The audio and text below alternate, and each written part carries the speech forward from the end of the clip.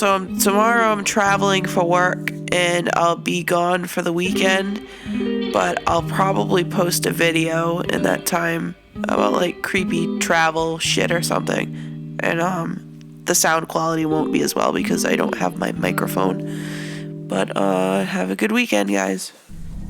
My name is Alex and I'm 14 years old. I was sleeping over my friend Jacob's house in September of 2015 with another friend of ours. Jacob lives next to a lot of forests in northeast Pennsylvania. Now I'm 14 years old and I don't get too frightened much anymore, but I've always been creeped out by the barren woods around his house at a very young age. The story begins around 11 at night, with the three of us hanging out in a large field that stretches about 800 yards from Jacob's house to the very thick woods. We got bored out there for a while and decided to go back to the house. When the three of us were about 200 yards away from the house, we looked back only to three bright red road flares scattered far apart from each other in the field. We were not very scared at first because we thought it was just Jacob's 18-year-old older brother and his group of friends that were also over that night playing a prank on us. We walk a bit further to see that Jacob's brother and his friends were hanging out by the house, so there was no possible way that he could have lit the flares. His brother, along with his friends, began asking us why we lit the flares up in the field, and we explained that we thought it was them that did it. Well, the next thing I know, the whole field was lit up by spotlights and car headlights from all of the 18-year-olds and Jacob's dad.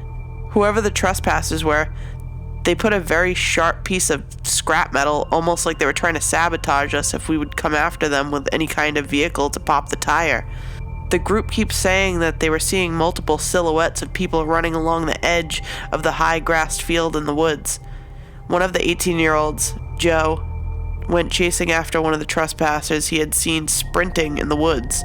He lost the guy, but what he brought back with him still sends chills down my spine. Joe brought back a potato with a very sinister face drawn onto it that he had found on the ground. And Jacob's dad tells Jacob and I to stand on the fort that their family had built with a spotlight. The tree fort was about 35 yards into the woods and was lower to the ground, yet wider across. We were standing up there scared shitless, searching the woods with a spotlight. About an hour passed and we all decided to end the search. When we all began driving back to the house, Joe saw a shadow again. But get this, he saw two shadows that came directly underneath the tree fort, then ran off. This time Jacob's dad went to go check it out because he saw the figures as well. 15 minutes later, his dad came back with a strange look on his face. He did not see the vandalizers, but brought something back that made me want to pass out. A second potato, with an even more evil-looking face on it that he found underneath the tree fort. The stalkers that were on the property were feet below me and my friend's feet for nearly an hour. Now, to some people, this would just be a normal case of pranksters. Believe me, it was more than that. The question I ask myself to this day is why the hell were a group of very stealthy people on a large property in the middle of nowhere? Even if it were the very few neighbors that lived by, they're all older, and they would not have the desire nor stealth to pull off this prank. I also wonder how stealthy the group of trespassers must have been to not be seen by our whole group with vehicles and spotlights. We didn't even see their bodies at all. All we ever got to see of them were shadows and the horrific faces they left behind. Lastly, the reason I say group is because there had been 3 road flares that had been lit on opposite sides of the field at practically the same time. There had to have been at least 3 of them in a group that night. Time passes, and Jacob's dad tells Jacob and I, whoever the trespassers were, they put a large... Fuck! This guy can't write. Whoever the trespassers were, they had to put a very shit. Whoever the trespassers...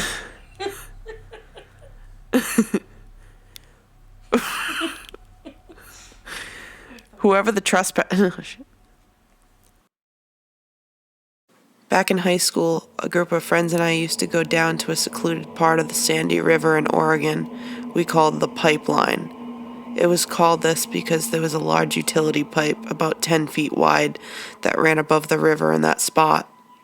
The area was only accessible by parking and walking about 1.5 miles, then descending a steepish bank to get to a small beach-like area we used for swimming.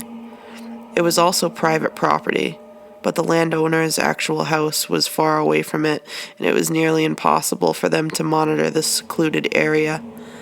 We never saw them, so we never really worried, but we knew they were there, and they could catch us at any time. One summer evening, 7 or 8 of us trekked down there. We had gone about an hour before sunset, and had been there for about 90 minutes, so it had gotten dark. There were no lights or houses anywhere nearby, which meant it was almost pitch black. We loved it. When you grow up in the country, the darkness of nature is calming, usually. In the middle of our usual river shenanigans, someone suddenly cursed and pointed up the hill on the other side of the river. We all looked and saw some bobbling lights that seemed to be floating downward towards the water, which was confusing because that side of the river is very steep, and it would be nearly impossible to navigate smoothly down to the water, especially holding some sort of light. But despite the weirdness, we assumed that it was the owner of the land finally coming to reprimand us for swimming on his property. It was time to quickly pack up and go home before they found us, which meant fumbling around in the dark for our clothes and possessions. We scooped up our stuff and started up the steep embankment on our side of the river and onto the half-mile path to get us back to the cars. We didn't hear any voices or scrambling behind us. It seemed as though we had escaped the wrath of whoever's light we saw. About halfway down the trail, my friend Drew realized that he had left his sunglasses down by the river, and another girl had forgotten her sandals. She wanted to go back to get them, and Drew basically couldn't see in the daylight without his specs, so leaving them behind was not an option. A few people went ahead to the cars, not wanting to encounter the people with the lights, while myself, another friend, Drew, and the sandals girl reluctantly turned around to go back to the riverbank. 20 minutes later, we had gotten the stuff without seeing any weird lights or encountering any people, which was a relief, and had reclimbed the bank back to the trail, again heading toward the parking lot 1/2 mile away. It seemed darker now, even darker than the pitch black before. After walking about 100 feet down the trail, a sudden feeling came over all 4 of us. You could tell something had shifted, because before, we had all sort of been joking around, being all teenagery and stuff, but at the same moment, everyone had gone silent and started to walk faster. Not run, just walk with a purpose. Kara was the first to say something, and it was chilling, because we all confirmed exactly what she was feeling as soon as she said it. There's something following us. She was right. All 4 of us had the distinct feeling that we were being watched or followed down this dark wooded path, and we were still quite far from the area behind where the cars were. We walked briskly and in silence for a few minutes, our loud and heavy breath piercing the still, cool forest around us. And then I, Kara, and the sandals girl noticed that Drew was not with the group anymore. He had fallen back about 50 or 60 feet and was walking noticeably slower. We stopped and turned around complaining, "Drew, hurry up. Hey, it's Drew, scary and dark. Come on." What is he doing? He didn't say anything, so we started walking back toward him to see what was up. But he said, "No, don't turn around. Just keep going. I'm fine." We tried to figure out what his deal was, but he insisted that we should just walk ahead and that he'd be right behind us. We reluctantly obliged and kept going. At this point, we were totally freaked out and were hurrying back to civilization. Finally, after another 15 minutes, the lights of the main road came into view, and soon we were piling into Kara's car, eager to leave the riverbank behind us for the night.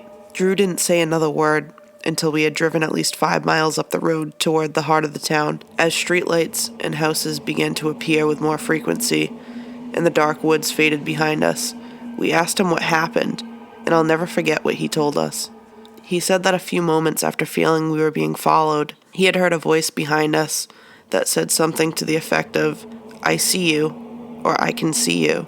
And when he turned to look for the source of the voice, He had seen not a being or animal, but a large, dark presence of some sort slowly making its way along the path behind us. He had been overcome with a feeling of that if he stayed behind us a few feet, the dark thing wouldn't catch up, and we would be safe, as if he was sort of keeping it at bay while we walked ahead. He said it talked to him the whole way up the path, in a whispered voice, taunting him to walk faster. He was visibly shaken, and wanted nothing more than to go home. It was a very disturbing ordeal for him. We never went back to that swimming hole again at night. Whether this was something real or something all in our heads, I'll never know, but I'll never forget the look on Drew's face once we got back into the car. Genuine fear. Scariest night I can remember.